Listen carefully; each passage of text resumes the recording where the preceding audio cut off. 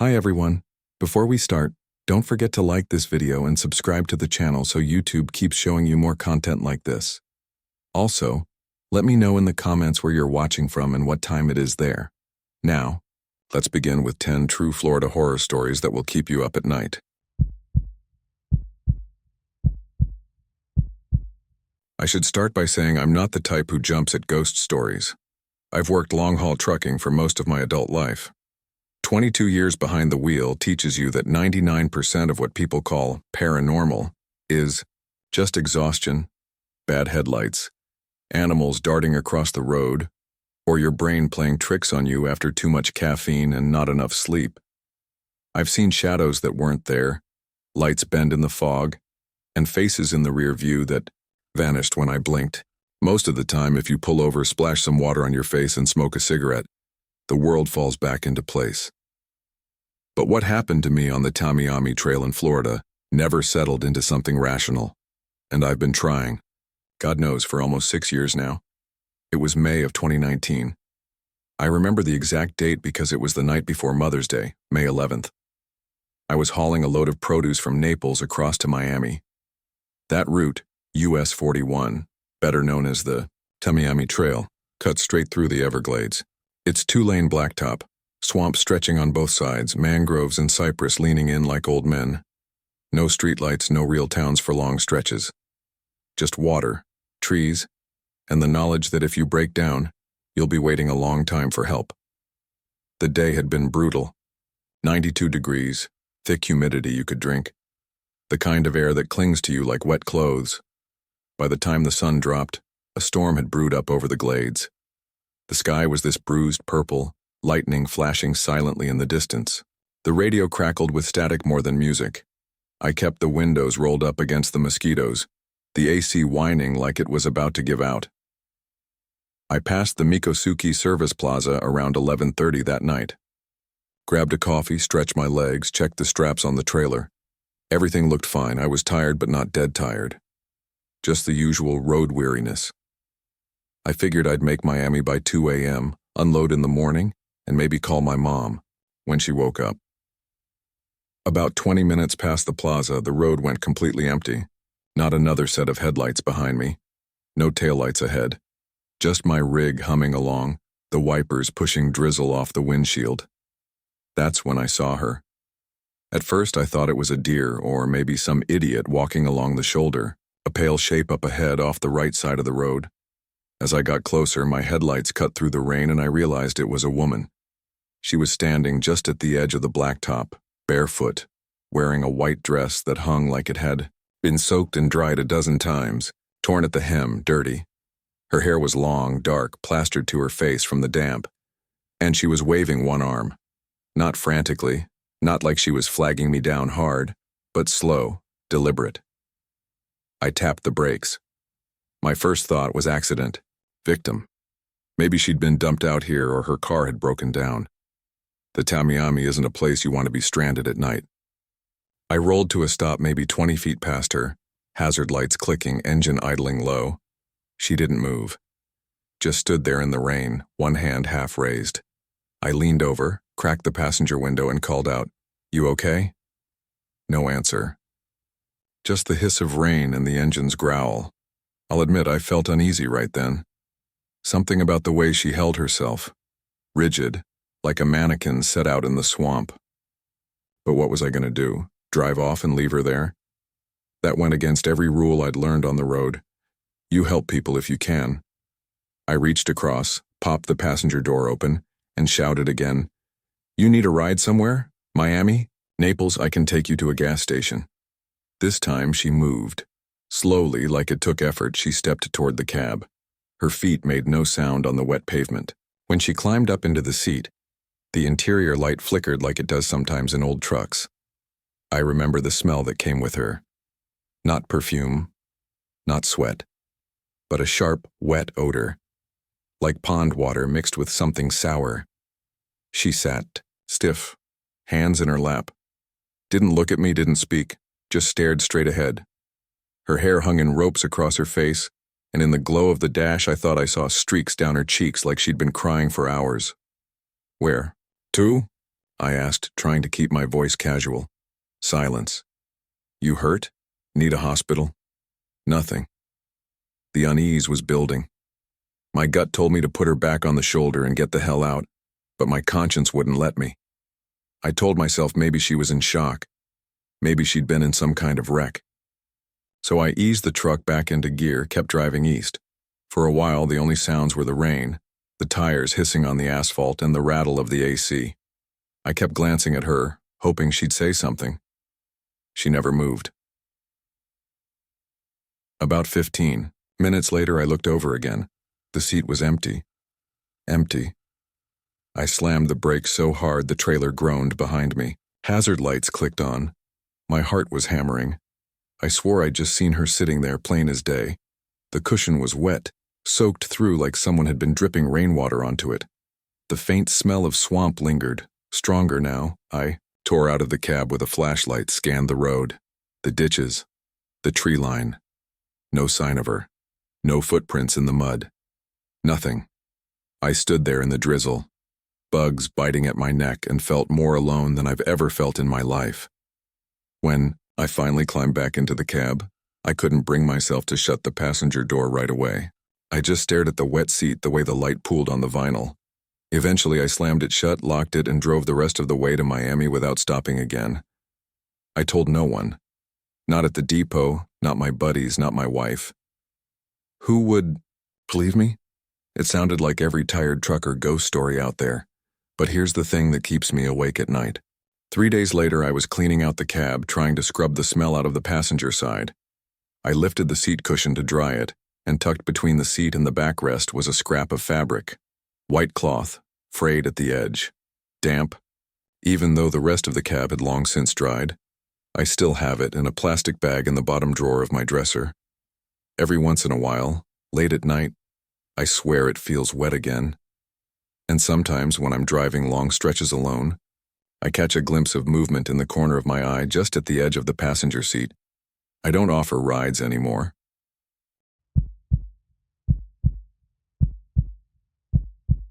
I want to tell this right.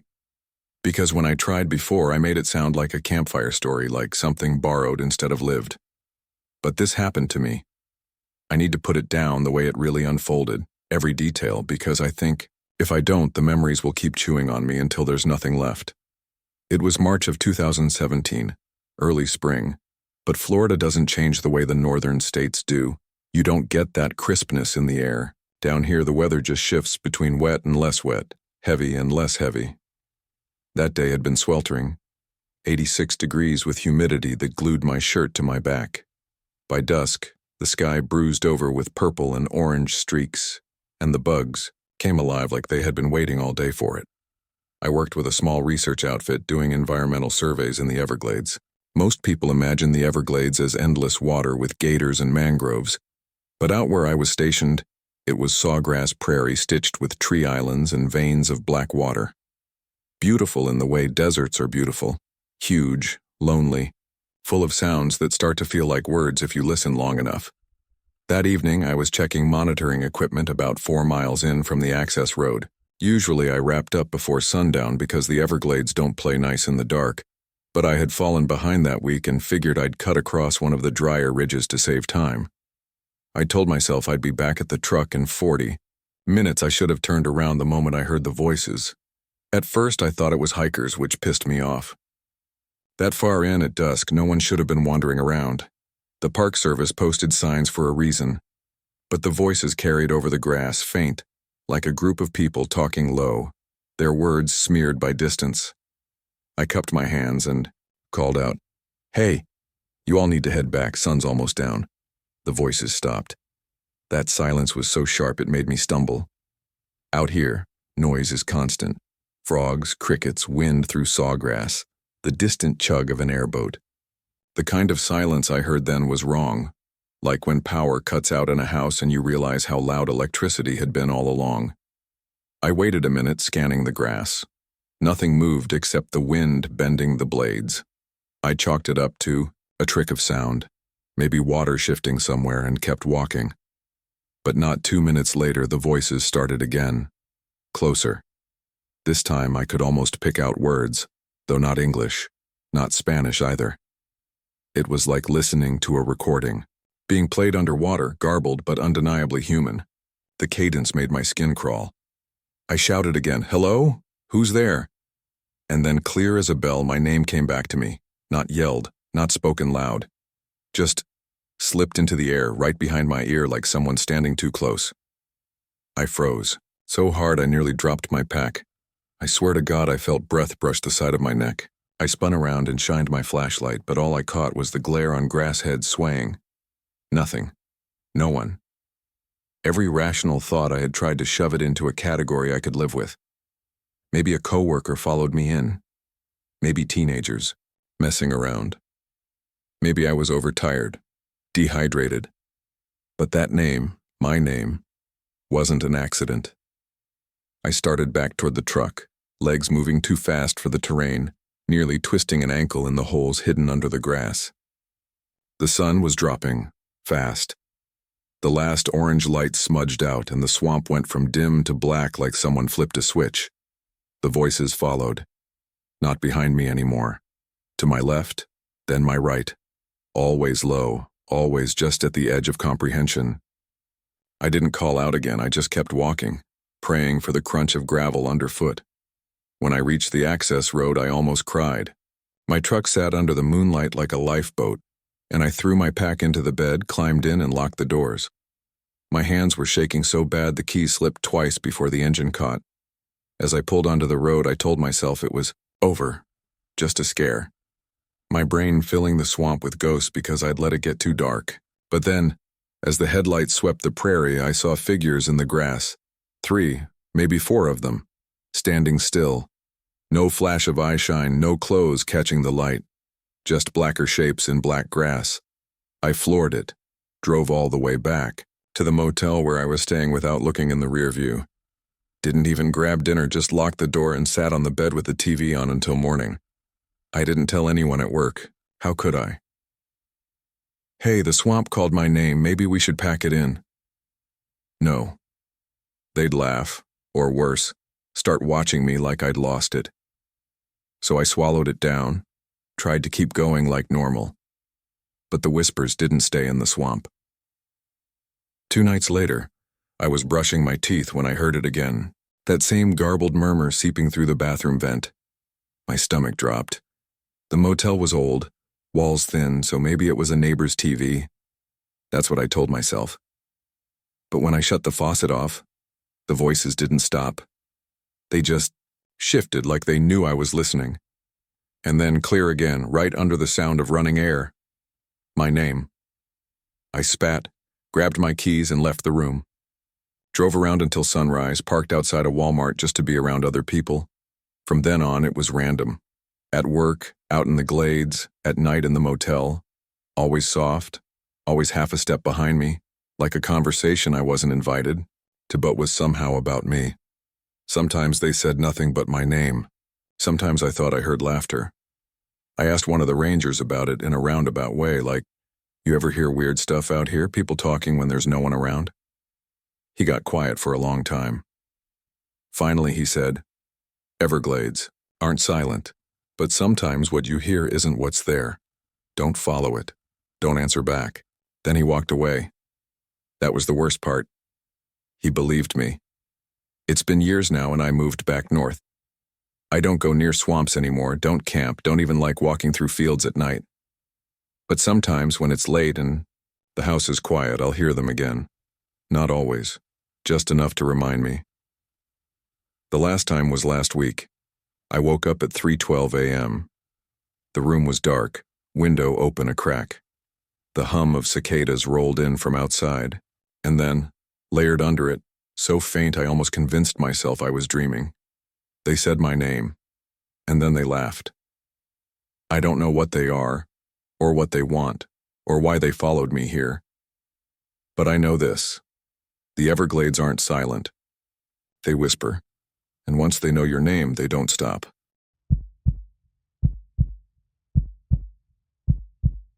I want to start this by saying that I don't really believe in haunted places. Not the way people talk about them anyway.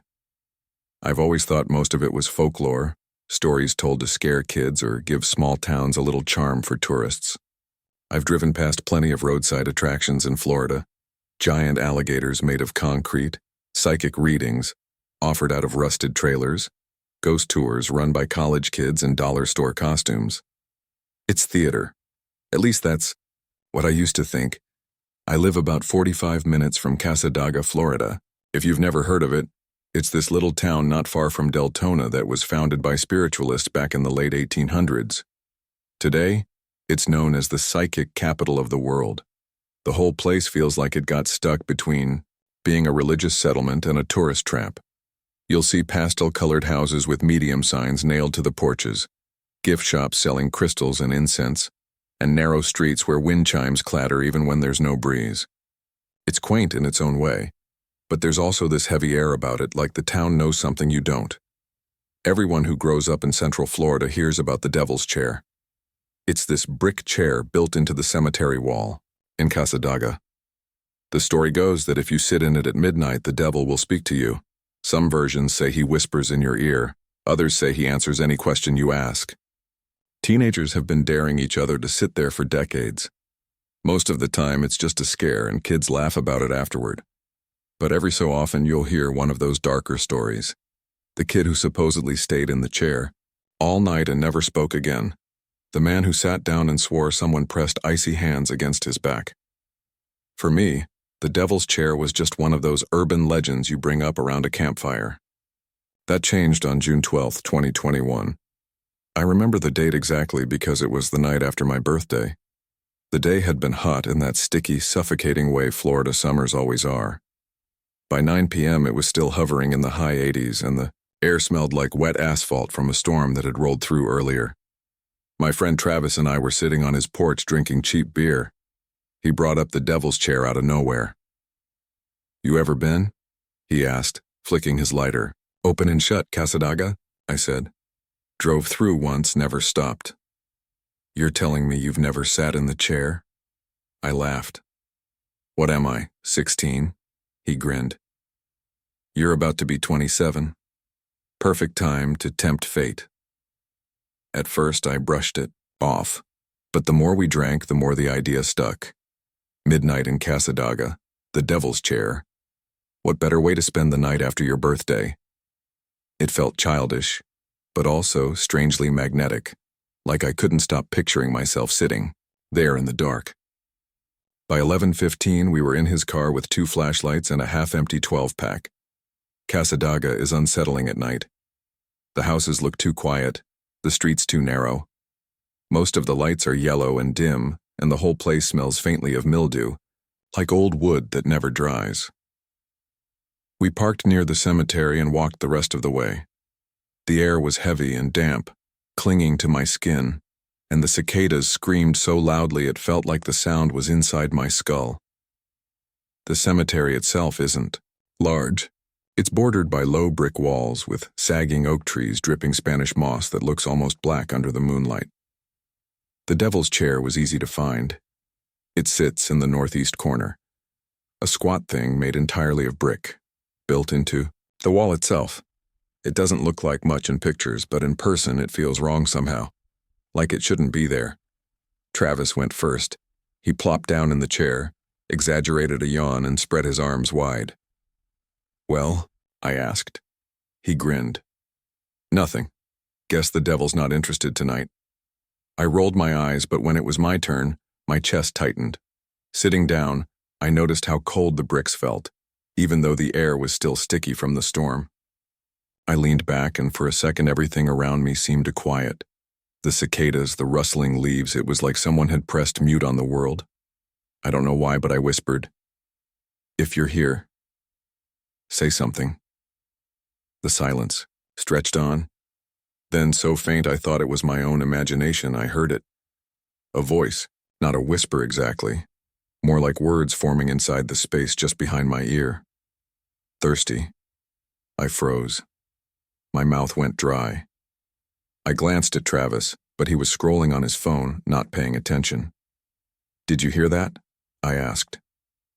My voice sounded too loud in the stillness. "Hear what?" he said. I shook my head and stood up. My legs felt shaky. We laughed it off on the way back to the car, but I couldn't shake it. That voice had been real. I know how easy it is for the mind to trick itself, especially in places like that, but I wasn't drunk enough, and I wasn't tired enough for it to have been my imagination. The real problem started 2 nights later. I woke up around 3 a.m. to the sound of running water. At first I thought it was raining, but when I sat up I realized it was coming from the bathroom. I walked in and saw the sink faucet running full blast. I never leave it on. My first thought was that my pipes had broken, but when I reached for the handle, the water cut off on its own. The room went silent except for the drip, drip, drip from the faucet. That same night I dreamed of the chair. I was sitting in it again, but this time the cemetery was darker and I couldn't see the walls or the trees, just the chair and me, and a sound like someone breathing just behind my head. When I woke up, my throat was so dry it hurt to swallow. Over the next week, the thirst got worse. No matter how much water I drank, it never seemed enough. I'd wake up with cracked lips, my tongue sticking to the roof of my mouth. I started keeping bottles of water next to the bed, but I'd go through 3 or 4 a night. Travis thought it was hilarious at first. "Maybe the devil cursed you," he joked one night, but the longer it went on, the more he noticed how bad. I looked. My skin felt papery, my eyes were bloodshot, and my hands shook. I went to urgent care, and the doctor ran tests, but everything came back normal. "Probably dehydration," she said. "Florida heat will sneak up on you." But I knew it wasn't just that, because the dreams kept coming, always the same. Me in the chair with that unseen presence just behind me, breathing against my ear. Sometimes I'd hear that word again. Thirsty. Other times it was just silence, but worse somehow, like it was waiting for me to say something. The worst was last Friday. I woke up to the sound of water again. This time it wasn't the sink. It was the sound of liquid pouring, steady and heavy. I stumbled into the kitchen, and there on the counter was a glass filled to the brim. The water inside wasn't clear. It was dark, thick, and smelled like iron-blood. The glass sat there, perfectly still, condensation dripping down the sides. I didn't touch it. I just stood there, frozen, staring until the sun came up. When I looked again, the glass was gone. I haven't slept since. My throat feels like sandpaper no matter how much I drink. Every time I close my eyes, I feel that cold breath against my ear. Sometimes, if the room is quiet enough, I swear I can still hear it. Whisper. Thirsty. I don't know if I brought something back from Casadaga, or if I never really left the chair that night. All I know is that I can't keep this up much longer, and I'm terrified of what might happen when the thirst finally wins.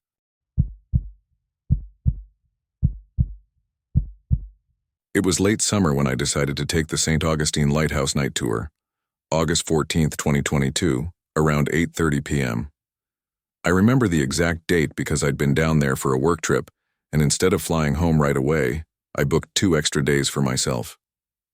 I've always been fascinated with coastal towns, the mix of salt air, storm-weathered buildings, and that strange stillness you only find near the ocean after dark.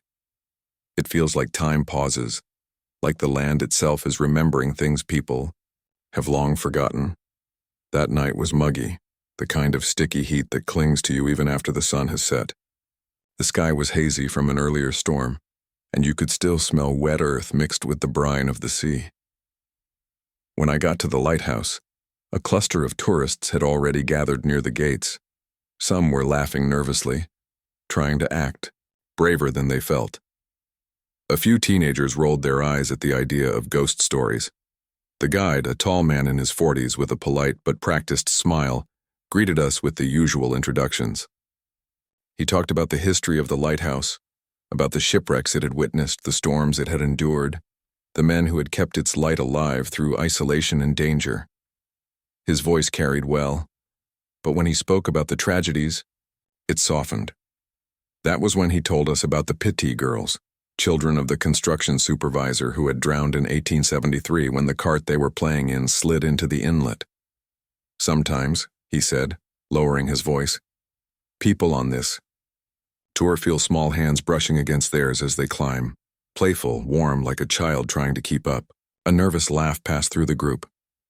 Someone muttered, "That's messed up." I didn't laugh. Something about the way he said it made my skin prickle. It didn't sound like a story meant to entertain.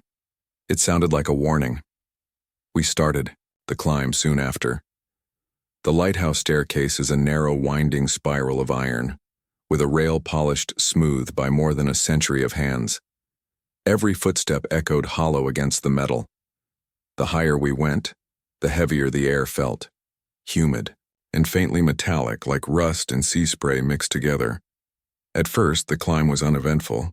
People stopped now and then to snap photos, their camera flashes bursting against the white walls.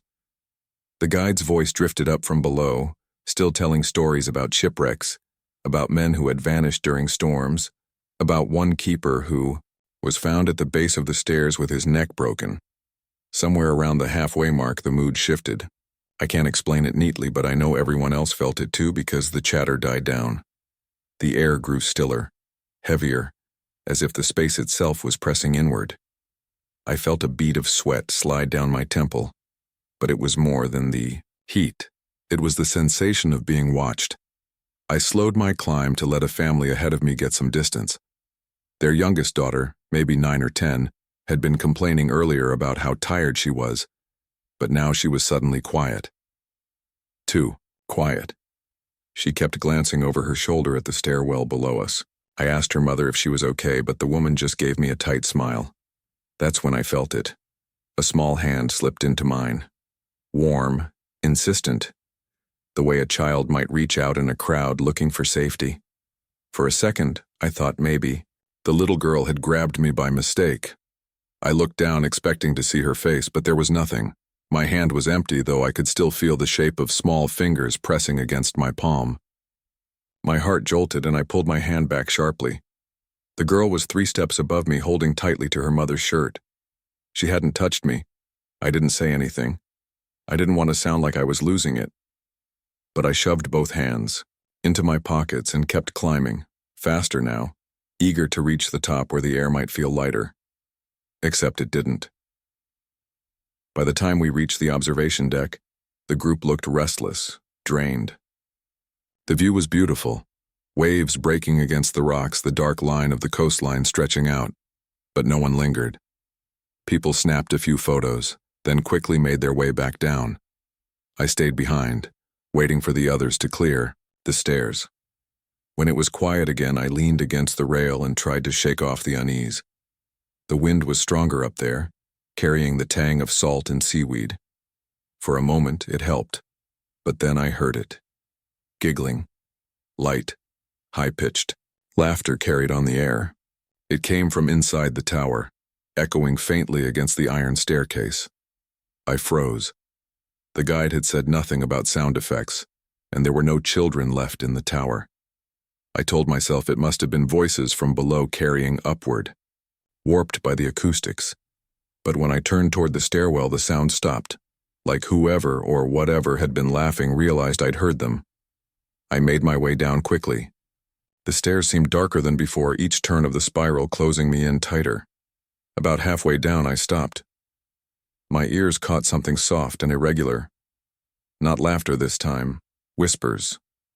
2 voices. Children, speaking too low to make out the words. Hello? My voice cracked against the iron walls. Silence. The whispers had been directly behind me. I was sure of it, but when I spun around, there was nothing there. Just the yawning spiral above, stretching into shadows. I didn't wait. I ran the rest of the way down, my footsteps clanging like gunshots. When I burst out into the humid night air, the group was already dispersing in the parking lot.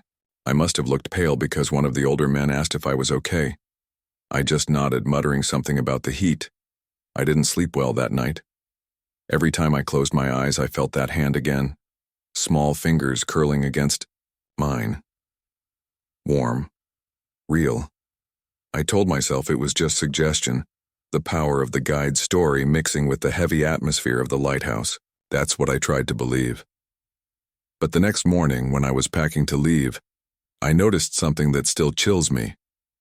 On the back of my right hand, faint but unmistakable, were 4 small bruises, oval-shaped, like the marks left by fingertips, pressing down, and they were too small to belong to any adult. I scrubbed at them, but they didn't fade. They lasted for nearly a week. Even now, 2 years later, I still dream of climbing that spiral staircase. Always halfway up. Always the same moment. A hand slips into mine, and this time I don't pull away. Because in the dream, when I look down, I finally see her, and she's smiling. But her mouth is filled with water, and she's still holding on.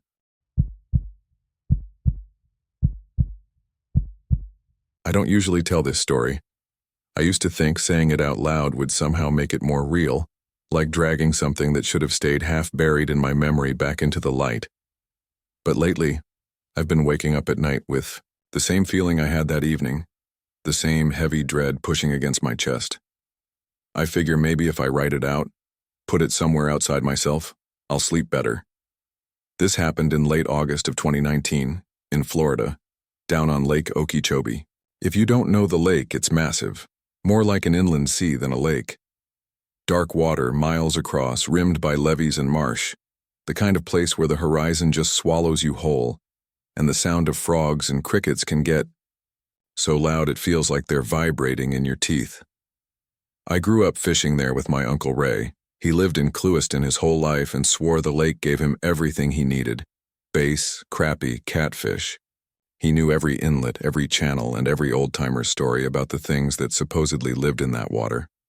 Most of those stories you hear after dark, usually told by someone who's had one too many beers.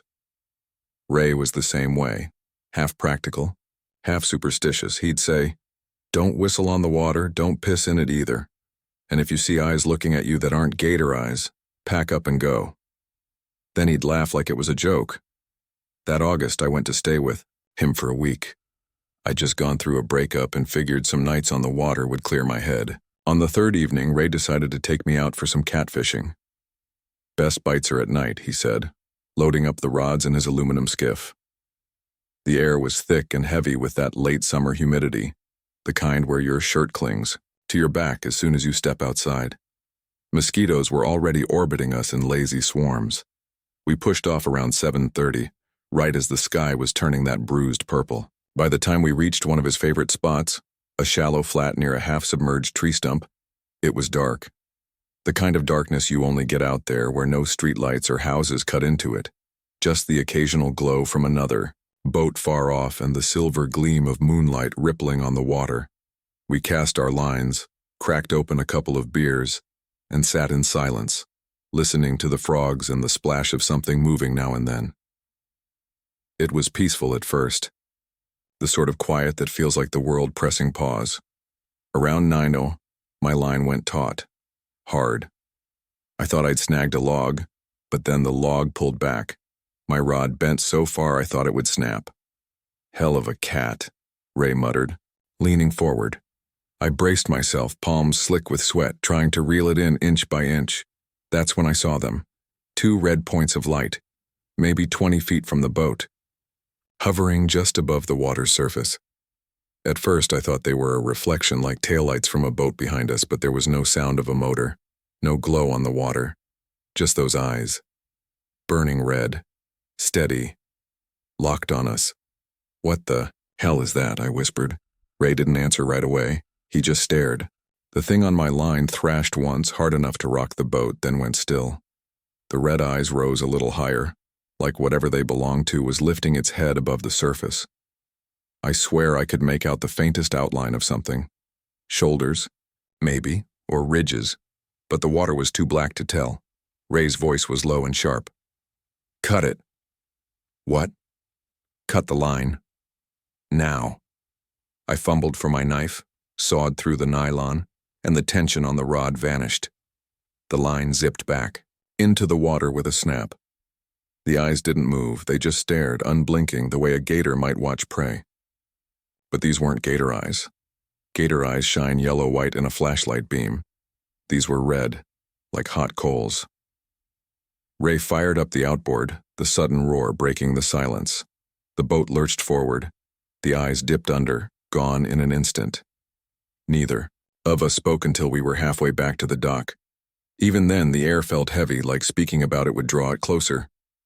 Finally, Ray muttered, "Told you. If it ain't gator eyes, you leave it be." When we got back, he tied up the boat with shaking hands. I noticed deep scratches along the aluminum near the stern, fresh enough that the metal shone through. 3 grooves, long and jagged, like something had raked its claws or whatever it had across the hull. I pointed them out, but Ray just shook his head. "You didn't see that," he said. "Boat's old. Been scraped before." I didn't. "Push it." That night, lying in his spare bedroom with the fan rattling above me, I couldn't stop replaying the image of those eyes, not glowing, not shining like a reflection, burning, alive, watching. I kept thinking about the weight on my line, the raw power in it, how it had gone still the second those eyes surfaced, like it was letting me know it could drag me in whenever it wanted. The next morning, Ray acted like nothing had happened. He took the boat out again alone, said I looked too pale to fish anyway. When he came back, I asked if he saw anything. He just shook his head and changed the subject. I left a couple days later. Haven't been back to Okeechobee since. But here's the thing. Last week, I got a text from one of Ray's friends down there. Said Ray's skiff was found drifting empty at dawn, motor still running. His tackle box was in place, rods neatly stowed, cooler half full of beer. No sign of him. The Coast Guard called it a disappearance. Folks down there whispered other things. I don't know what took him. Maybe he slipped and fell, maybe a gator got him. But when I close my eyes, all I see are those burning red lights rising out of the black water. And I can't help but think, whatever it was, he told me the truth years ago. If you see eyes on Okeechobee that aren't gator eyes, you don't stick around, you leave. I just wish he'd taken his own advice.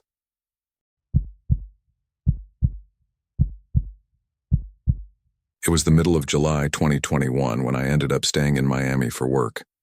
I work freelance IT contracts and was sent there for a 3-day job at a small logistics company. My budget was tight, and instead of the Marriott downtown where some of the other contractors stayed, I booked a roadside motel near Little Havana, the kind of place where the paint peels off the stucco and the neon sign outside has only half its letters working. The day I checked in, it was around 6 p.m. The heat sat heavy, even after the sun started slipping low. Miami heat feels different than anywhere else I've been. It isn't just the temperature, it's the air itself, thick, wet, and alive. The motel lot smelled like hot asphalt, fried plantains drifting from somewhere nearby, and the faint chemical bite of chlorine from the pool that no one seemed to use. The man at the front desk didn't look up when I came in. He had the TV on behind the counter, some telenovela blaring, and he slid the key across without a word. The tag was a cheap piece of plastic. Room 6. When I walked past the row of doors, I noticed something odd. The other rooms had little signs of life. Curtains drawn back, muffled voices, a suitcase left on the walkway. Room 6 was different. The blinds were shut tight, the frame of the door swollen with humidity. Paint bubbled near the bottom like it had been wet recently. The inside was everything you'd expect. Carpet stained a dozen different shades, a cigarette burn on the nightstand, and that smell, old water, mildew mixed with some sickly floral air freshener. I dropped my bag and turned on the air conditioner. The unit was ancient, beige plastic, cracked along the edges. It roared to life, rattling hard enough that I thought it might shake loose from the wall. It didn't cool the room. Not really. The air that came out was lukewarm, heavy with that same damp odor. I ended up unplugging it an hour later when I realized it was only making things worse. That night, I couldn't sleep. Every time I drifted, the sound of the unit came back. Not the whir of a fan, This was metallic, irregular, almost like someone choking and then gasping for breath. At first I thought it was coming from next door, but when I pressed my ear to the wall, the sound seemed to pulse inside the room itself, like the walls carried it. Around 1:30 a.m., I got up to use the bathroom. That's when I noticed the tile. Floor was wet. Not just damp from humidity, wet like someone had stepped out of a shower and tracked water across it. The sink and tub were dry. No dripping faucet. Yet there were footprints. Bare, small. The kind that look almost childlike except the toes splayed wide and long as if whoever left them had pressed down hard. They led to the shower and stopped. I told myself it was my imagination, that maybe the floor had been cleaned badly and the pattern just looked like prints. I went back to bed, put a pillow over my head, and forced myself not to get up again. The next morning, the floor was dry. I brought it up casually when I checked out for work that day. "Hey, the bathroom in 6 had some water issues. You might want to look at the plumbing." The desk clerk didn't answer at first. He just looked at me, not annoyed, not surprised, just tired. Then he said flat, "We don't rent room 6 after dark." I laughed awkwardly, thought he was joking. He didn't smile. I should have switched rooms then. Should have gone to the Marriott and put it on a credit card. But it was only 2 more nights, and I told myself I was being stupid. The second night, the sobbing started. It was faint at first, somewhere between the AC's rattle and the cars passing outside. A woman's voice speaking Spanish. I couldn't make out words, just the cadence, pleading, choked with tears. It came from the bathroom. I turned on the light. Nothing. The mirror was fogged over, though the room wasn't hot. I wiped it with my hand, and for a second I swore I saw someone behind me. A woman. Black hair, skin pale like it had been drained of blood, lips moving silently. When I spun around, the room was empty. That was when I started to panic. I packed my bag, threw on my shoes, and opened the door. The night air hit me hard, thick and warm, and for a moment I just stood there on the walkway. The motel was quiet.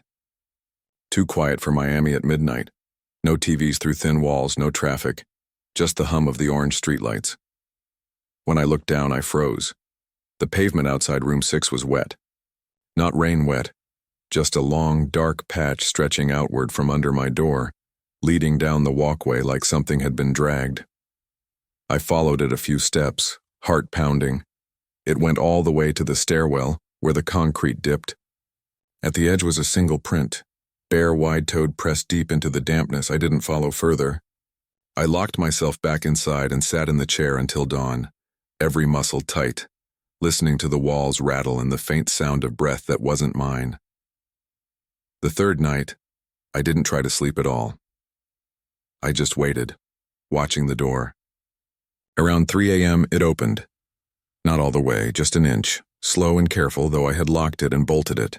I stared, not breathing, waiting for a hand or a face. Nothing.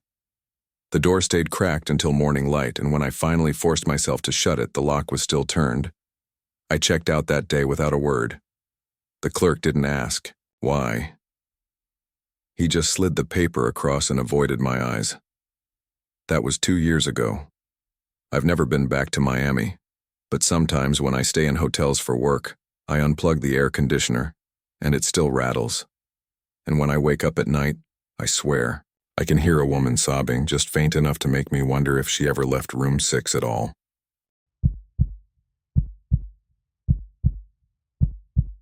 It was April 2019, the kind of Florida spring night where the air feels heavy even after the sun goes down. I had been driving back from Key West after visiting a friend who bartended on Duval Street. I left later than I should have, around 11:30, because he kept convincing me to stay for one more drink, one more story. By the time I actually pulled onto US 1, the overseas highway, it was past midnight. If you've ever driven that stretch, you know how strange it can feel. Long ribbons of road suspended above the ocean, the black water on either side stretching out forever. You lose the sense of land. Sometimes you feel like you're not driving on Earth at all, just floating between nothing and more nothing. That night, the sky was overcast. Moonlight smothered behind gray, and my headlights cut through a kind of soupy darkness that made me keep checking the fuel gauge, like the road might suddenly vanish and I'd be stuck out there alone. Traffic was light. A couple of cars passed going the opposite direction, but otherwise it was just me, the hum of the engine, and the steady drone of tires on the road. I kept the radio low, classic rock bleeding out in whispers, because silence out there felt worse. Around mile marker 61, somewhere near the middle of the 7-mile bridge, I noticed headlights behind me. A motorcycle. Far back at first, just 2 pinpricks of white floating on the dark causeway. I thought nothing of it. Plenty of people ride through the Keys at night, especially locals avoiding the tourist traffic. But the lights grew faster than they should have. One moment they were tiny dots in my rear view, the next they were swelling, closing in. I eased into the right side of the lane, expecting the bike to whip past. Instead, it stayed directly behind me, maybe 20 feet back, its headlamp glaring, straight into my mirrors. I don't know bikes well, but the engine was deep, guttural, not the buzzing of a crotch rocket. More like a Harley, the kind of sound you feel in your chest.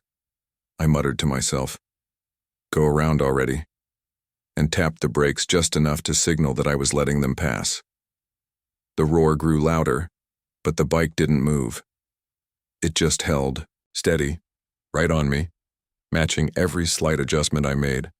After 2 minutes of that, my skin prickled. I told myself maybe it was some drunk tourist screwing around. Happens all the time. The Keys have no shortage of idiots on rented mopeds and bikes. I figured if I got to the next pull-off, I'd slow down, let them by. Only, the next pull-off never seemed to come.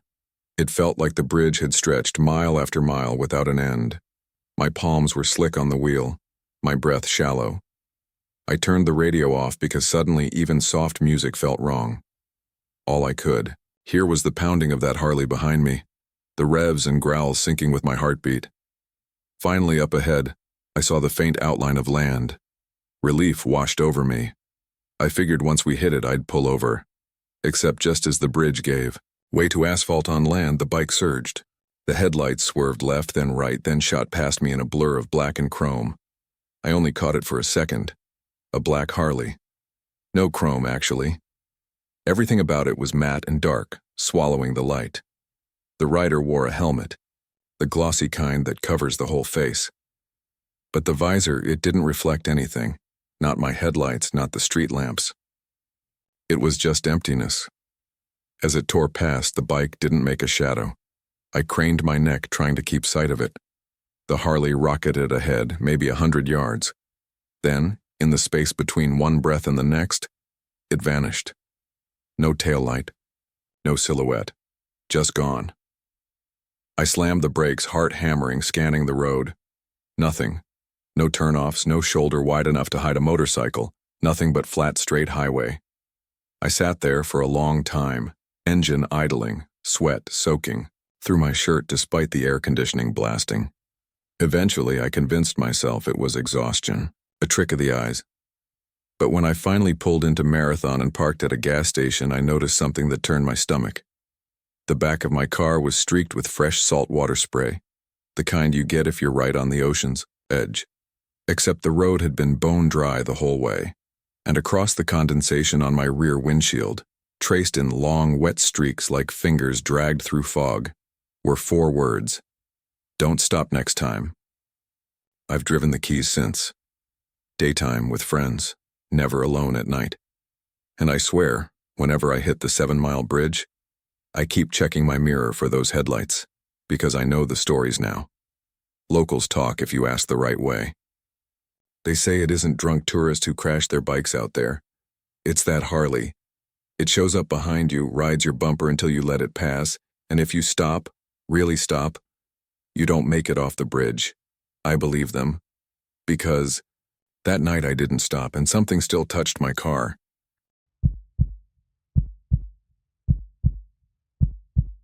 I don't usually post stories online, and I don't like sharing my name in places like this.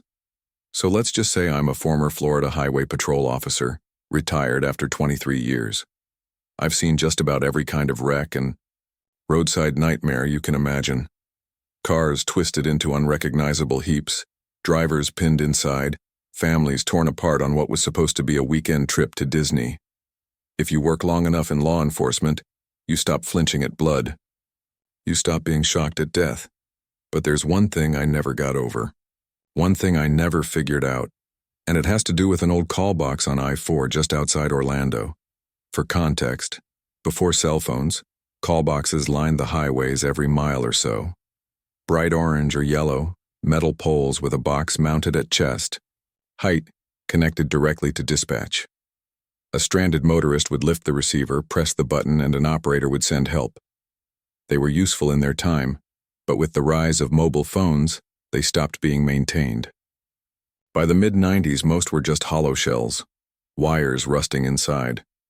This particular box stood near the shoulder on a long stretch of interstate cutting through swamp and pine scrub. You could pass it doing 70 and never notice, unless you knew exactly where to look. It was just there. A relic, faded, tagged with graffiti, the kind of thing no one would think about. But troopers knew about it. The first time I heard the story was in '99. I was a rookie, still green, riding along with Sergeant Mills, a guy who'd been with FHP since the late '70s. We were doing a midnight patrol when he pointed across the median and said, "That box over there? Don't touch it, ever." I asked why. He gave me this look, like he wanted to laugh but couldn't. "You'll hear it sooner or later." Sure enough, 2 weeks later, I did. It was a slow night. Thick summer air, heat lightning flashing in. The distance. My radio crackled with a call from dispatch. "Unit 241, we've got a 1070 at mile marker 184, caller from the I-4 box." I froze. There hadn't been a working call from those things in years. I answered anyway, protocol drilled into me. 241 copy, en route. When I pulled up to the mile marker, my headlights swept over the shoulder, and there it was. The call box. Standing crooked, rust streaks running down its sides, a piece of duct tape flapping from the pole. No cars nearby, no hazard lights, just the box. The receiver dangled by its cord, swaying slightly, as if someone had just let go. I parked, stepped out, left my spotlight on it. The grass buzzed with cicadas and the air smelled swampy, sweet, and rotten at the same time. I approached slow. Picked up the receiver, static, then faint. A woman's voice. "Help me. It won't let me out." That's what she said. Clear as day. Then the line cut dead. I remember standing there with the phone pressed to my ear, my heart hammering in my chest. I muttered something into the receiver. "Ma'am? Hello? Where are you?" But nothing came back. Just silence. I hung it up, looked around. Nothing. When I turned back to the box, I noticed something that made my stomach drop. The earpiece was sticky. I lifted my hand to the light. Blood. Not much. Just a smear. Fresh enough to glisten. I wiped it on my pant leg and backed away. Radioed dispatch, told them I didn't see anyone. Asked if they could trace the call. They couldn't. The box wasn't even listed as active. I wrote it up, filed it as a false alarm. But that night I barely slept. Every time I closed my eyes, I heard her voice. Not just the words, but the way she said them. Desperate, trembling, like someone who'd been trapped for a long time. That should have been the end of it. I could have chalked it up to heat exhaustion or maybe some sick prank. But over the years, it kept happening. Troopers would report phantom calls from that same box. Always late at night. Always the same. Static, then a woman's voice. Sometimes pleading. Sometimes just crying. A few guys claimed she said different things. "Don't let it find me. Tell my husband I'm sorry." Or simply, "Please." The story spread. Some troopers refused to answer calls from that mile marker. Others, younger or cockier, went just to see. And those were the ones who didn't last long. One guy, Ramirez, swore he answered the box and heard his own mother's voice. She'd been dead 5 years. He transferred to desk duty 6 months later. Another Briggs said when he picked up. No one spoke. but he could hear banging, like fists pounding on metal from the inside. Me? I stopped touching it after that first time. Even when dispatch said the call came through, I'd drive by, slow, eyes fixed straight ahead. But I kept thinking about her. Who was she? Why that box? There were rumors, of course. Every creepy spot has them. Some said a woman died in a wreck nearby in the 70s, trapped in her car, pinned, calling for help that never came. Others said it wasn't a woman at all, but something pretending, using the voice to lure people closer. I never believed in ghosts. I still don't. Not in the Hollywood sense. But I believe in things that don't make sense. Things that don't go away no matter how much you try to explain them. The last time I encountered the box was 2009. I was nearing retirement, tired, my hair going gray. It was a stormy night, rain hammering the windshield. Dispatch radioed. 241, we've got another call, mile 184. I cursed under my breath, almost didn't answer. But I did. By the time I got there, the rain had eased, leaving everything slick and shining in my headlights. The box was ringing. I swear to God, I heard it. The metallic trill, faint under the hum of my engine. The receiver lifted, hung crooked. Stood there, soaked to the bone, staring at it. My gut told me to leave. To drive away, pretend I never heard. But something else, a pull I can't explain, made me reach out. When I pressed the receiver to my ear, I didn't hear static this time. I heard breathing. Slow. Wet. Right against the line. Then in the faintest whisper, "You shouldn't have answered." The line went dead. I dropped the receiver, stumbled back, heart pounding. Got in my cruiser and sped off, faster than I should have in that weather. I never went near it again. Even after I retired, I'd think about it whenever I drove past. The box is still there, last I checked. Rusted to hell, half hidden by weeds. Nobody maintains it. Officially, it doesn't exist. But sometimes, late at night, troopers say it rings. And every so often, one of them answers. If you're ever driving, I-4 near Orlando, mile marker 184, and you see that crooked call box, keep going. Because if you stop, if you pick it up, you might hear her too. And I don't think she ever lets go.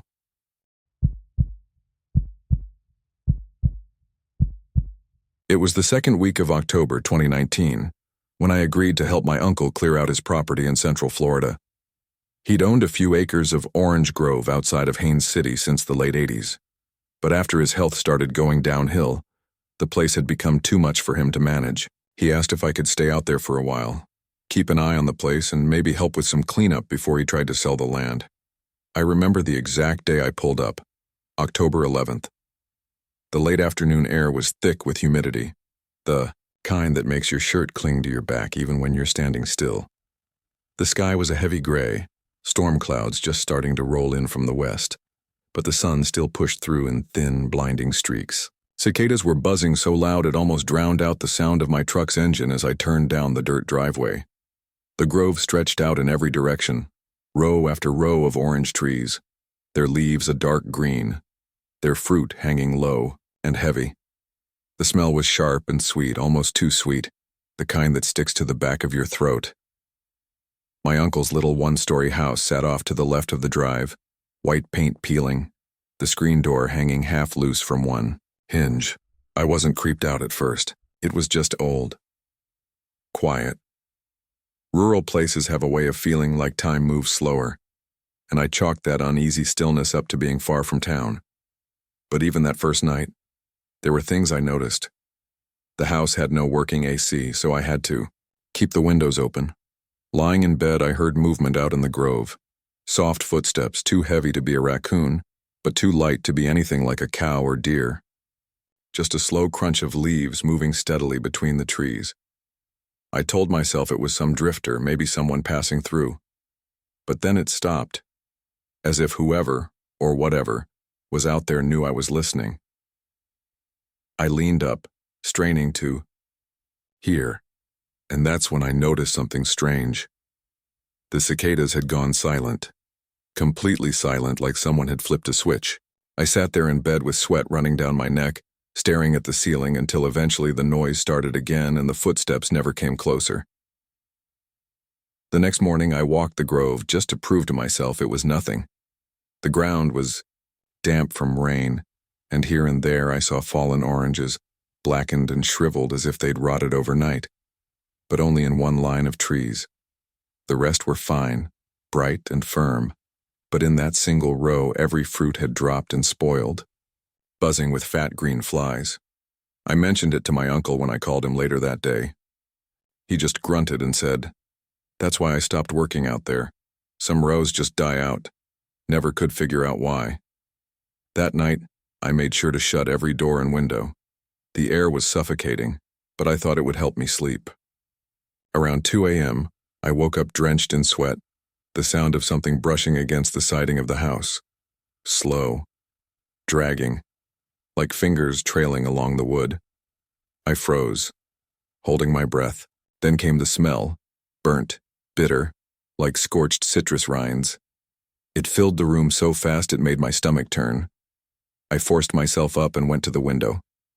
The grove was pitch black except for the thin glow of the moon, and that's when I saw it, a figure standing between two trees about 30 yards out. Tall, too tall. Its shoulders were wrong, narrow and sloping, its arms hanging low past its waist. Even from that distance I could see the skin, or what I thought was skin. It wasn't right. It looked gray, like wet ash. I blinked, and it was gone. No movement, no sound of retreat, just there 1 second, and gone the next. The smell lingered long after. I didn't sleep the rest of that night. By morning, I convinced myself it was just heat exhaustion or a trick of the shadows. But when I stepped outside, the row of trees closest to the house had dropped their fruit overnight. All of it. Blackened and shriveled just like the others. Thought about packing up and leaving, but stubbornness or maybe guilt kept me there. I told myself I'd at least finish the week. By the fourth night, the silence had become unbearable. Every evening, just before something happened, the grove would go dead quiet. No insects, no birds, nothing. That night I tried to stay awake, sitting at the kitchen table with a half-empty pot of coffee, but somewhere around 1:30 I must have drifted off. I woke up to the sound of the back door creaking, not rattling from wind, opening. I grabbed the flashlight I'd left on the counter and swung it toward the sound. The door was wide open. The smell hit me again. Burnt citrus. I stepped outside, the beam of the flashlight shaking in my hand. The grove stretched out, black and endless, the rows forming perfect, suffocating corridors. And then, deep between the trees, the light caught something pale. A face. No, what looked like the shape of a face, long and featureless, peering from behind the trunk of a tree. My throat closed up. I couldn't even call out. I just stood there while the light trembled over that gray surface, and then it slid back behind the tree like it had been waiting for me to notice. I ran back inside, slammed the door, and shoved the table against it. I didn't sleep. I don't think I even blinked for hours, just sat there until daylight finally started creeping in. By then, I'd had enough. I left that morning, throwing my bag in the truck and not looking back. My uncle sold the grove the next year, though as far as I know, no one ever bought it. The land's still empty. I don't tell this story much because people either laugh or try to rationalize it. Heat stroke, wildlife, paranoia. But I know what I saw. I know what I smelled. And every now and then, if the wind shifts just right, and you're driving down Highway 27, you can still catch that burnt, bitter tang in the air, like oranges gone to ash. I don't stop anywhere near there anymore, and I never will again.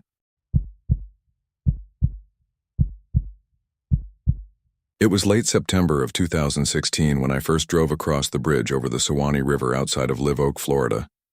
It was a Tuesday about 9:45 p.m., and I remember the weather because I'd been listening to the radio warning about an incoming storm system, one of those heavy ones that crawl up from the Gulf and dump rain on everything in their path. The air was already thick with moisture, and the sky was dark but strangely restless, a kind of deep charcoal that looked alive with movement. I had the window cracked just enough to smell the sharp, wet scent of the river water long before I actually reached it. The road itself was quiet, too quiet for that hour. Normally, there are at least a few logging trucks or pickups headed out to the smaller towns, but I didn't pass a single pair of headlights for nearly 20 minutes. The bridge isn't long, but it's narrow and raised just enough that you can't see the water until you're already halfway across. It's the kind of bridge that makes you instinctively check your mirrors, even if you're not sure why. I'd never thought much about it before that night, but I'd later learned that locals had plenty of stories about the place. At the time, though it was just another dark crossing on an endless drive, I slowed a little as I approached. Not much, maybe 5 under the limit, but something about the way the trees pressed in and then suddenly fell away at the opening to the bridge made me grip the steering wheel tighter. The headlights caught the metal guardrails, slick with condensation, and for a moment they gleamed like bones. It made me think of old shipwrecks for some reason, and I had to shake off the image before rolling forward. I don't know why I glanced at the rearview mirror.